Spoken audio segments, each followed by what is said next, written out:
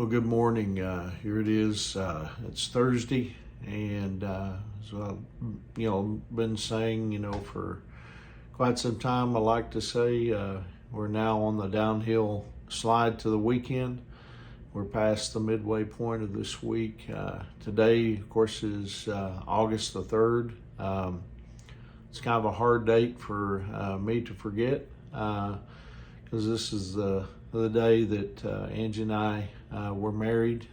Now it's been 44 years ago. It's hard to believe, right, that she's put up with me all these years. But anyway, congratulations to her.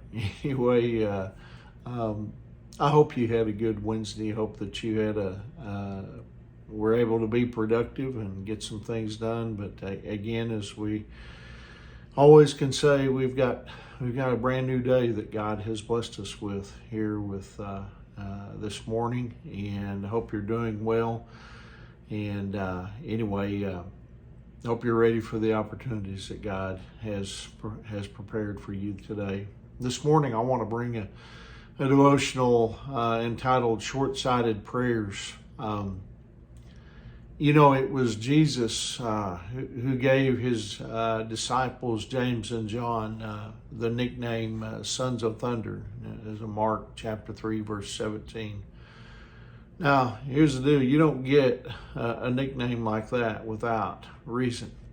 On one occasion during Jesus' ministry, the people in a Samaritan village, they weren't responsive to his message. And so James and John, they said in Luke 9:54, they said, "Lord, should we call down fire from heaven to burn them up?" The Bible also gives us a little hint, perhaps, as to why these two became the Sons of Thunder.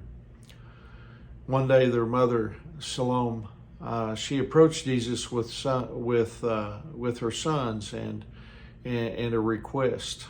And in Matthew chapter 20, verse 21, she says, "In your kingdom, please let my two sons sit in places of honor next to you, one on your right and the other on your left."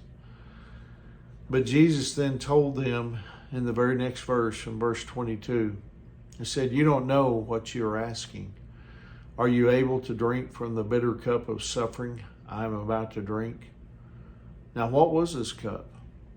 Well, it was the cup of God's wrath. As Jesus, he bore the sins of the world on the cross. Now, you remember in the Garden of Gethsemane, Jesus, he prayed in Matthew 26:39, he prayed, "My Father, if it is possible, let this cup of suffering be taken away from me. Yet I want your will to be done, not mine." You see, God said no to their mother's request. And no doubt, they were thankful for what, they were thankful for that later.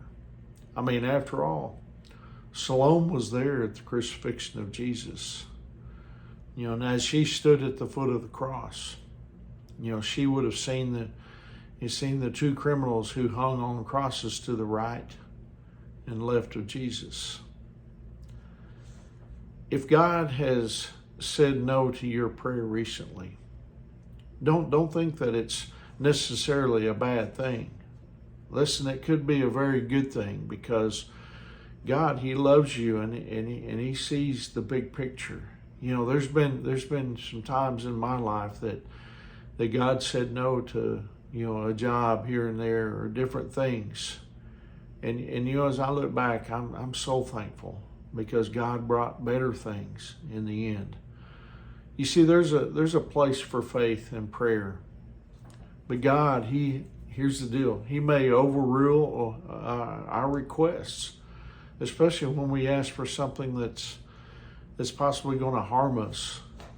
God only has, the best for us.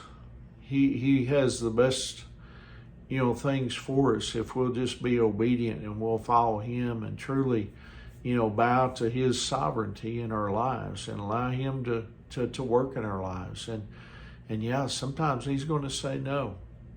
And we need to realize that he's looking out for the best, for what's best for us. He knows what we really need, and we can rely on that. So I hope that encourages you here on this Thursday. Hope you have a wonderful day.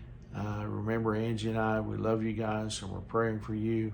And Lord willing, I'll see you tomorrow morning. God bless you.